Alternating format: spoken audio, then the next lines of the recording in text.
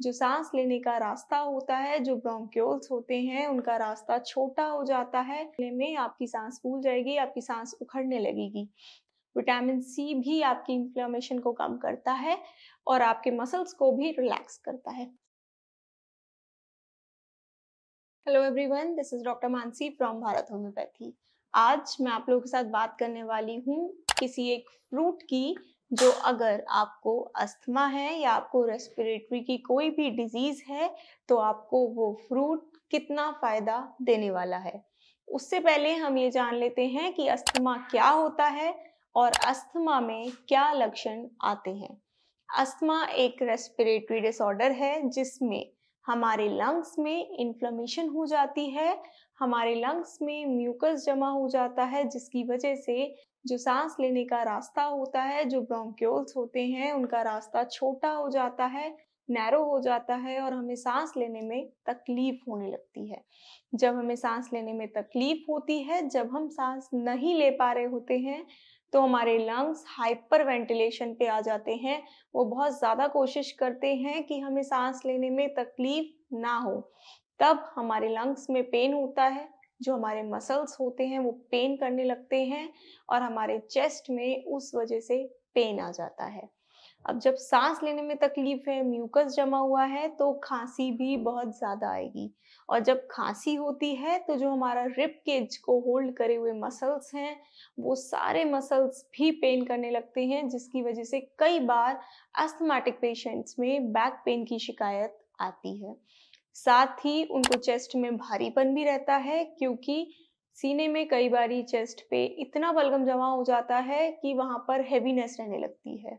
तो ये लक्षण होते हैं अगर आपको अस्थमा है तो। आपको सांस लेने में तकलीफ होगी, थोड़ा-सा ही चलने में आपकी सांस फूल जाएगी, आपकी सांस उखड़ने लगेगी। आपको खाँसी ज़्यादा रहेगी और खाँसी एक अलग चीज़ होती है और एक होता है अस्थमैटिक का अटैक होता है, कि आपको इतनी खाँसी आएगी कि कंट्रोल नहीं हो पाएगी और आपकी सांस लेने की जो पावर है वो धीरे-धीरे आपको कम लगेगी और आपको ऐसा लगेगा कि मुझे सांस नहीं आ रही है। तो ये सिम्पटम्स होते हैं अस्थमा के। और अभी जैसे कि बारिश का मौसम चल रहा है, ह्यूमिडिटी है एटमॉस्फेयर में, तो इस समय ये समस्या बहुत ज़्यादा बढ़ जाती है। कई पेशेंट्स में ट्रिगर हो जाते हैं उनके अस्थमैटिक सिम्पटम्स। तो इसी टाइम पे एक फ्रूट आता है, वो है पपाया। पपीता ओवरऑल बहुत अच्छा फ्रूट है। वो आपकी ओवरऑल हेल्थ को बहुत अच्छा करता है। वो आपकी हार्ट के लिए भी अच्छा है, वो आपके डाइजेशन के लिए भी अच्छा है, वो आपके स्किन, हेयर्स और आईज, हर चीज़ के लिए पपाया बहुत अच्छा फल है। पपाया खुद में इतने न्यूट्रिएंट्स लेके रखता है कि अगर आप रोज का एक पपाया या 2 दिन का एक पपाया, छोटा साइज़ का पपाया अगर आप खाते हैं, तो आप में बहुत सारे न्यूट्रिएंट्स आ जाते हैं। आपको किसी और चीज़ की ज़रूरत नहीं पड़ेगी। पपाये के अंदर फोलेट होता है, विटामिन ए होता है, विटामिन सी होता है, पोटेशियम होता है, मैग्नीशियम होता है। बहुत से विटामिन्स और मिनरल्स उसके अंदर पाए जाते हैं। अब मैं आपको बताती हूँ कि अस्थमा में आपको पपाया कैसे फ़ायदा कर सकता है। पपाये के अंदर एक प्रॉपर्टी होती है एंटी इन्फ्लेमेटरी प्रॉपर्टी। अब लंग्स में क्या हो रहा है, आपके ब्रोंक्यूल्स में क्या हो रहा है, इन्फ्लेमेशन हो रही है, सूजन हो रही है, सूजन की वजह से वहाँ का रास्ता कम हो रहा है। तो हमें ऐसी चीज़ें खानी हैं जो हमारे लंग्स के, जो हमारे ब्रोंक्यूल्स हैं, जो हमारी रेस्पिरेटरी ट्रैक्ट है, उसकी इन्फ्लेमेशन को कम कर सके।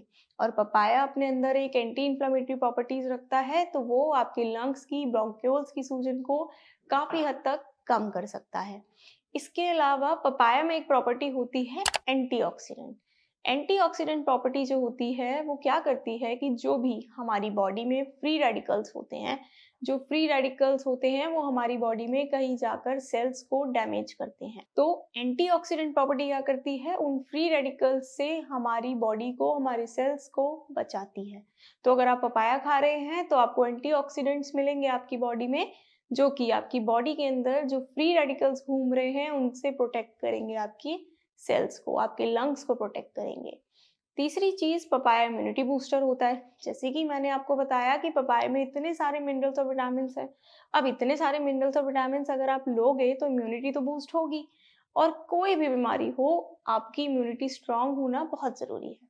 तो अगर आप पपाया ले रहे हो तो आपकी ऑटोमेटिकली इम्यूनिटी जो है वो काफ़ी स्ट्रांग हो जाएगी, और जब इम्यूनिटी स्ट्रांग हो जाती है तो किसी भी बीमारी से लड़ना बहुत आसान हो जाता है।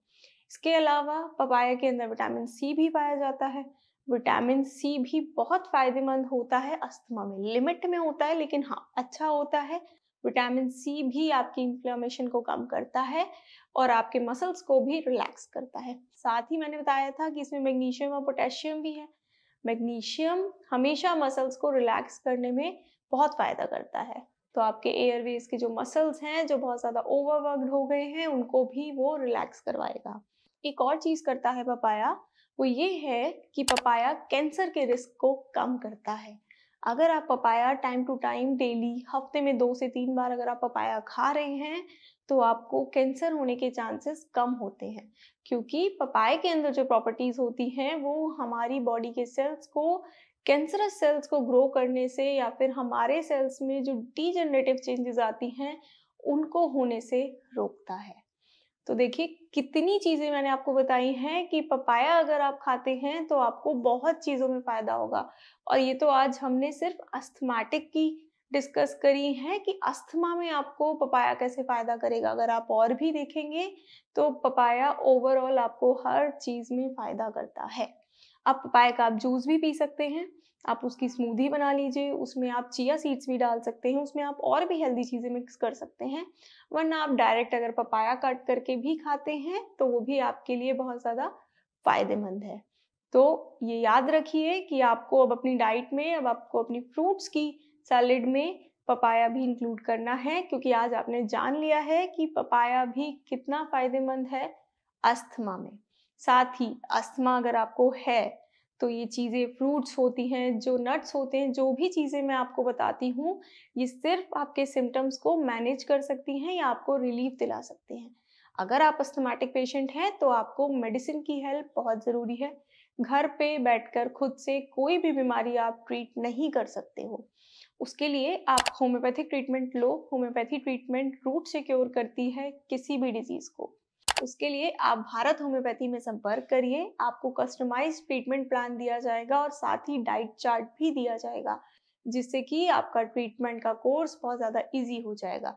तो देर मत करिए, तुरंत भारत होम्योपैथी में संपर्क करिए। Thank you.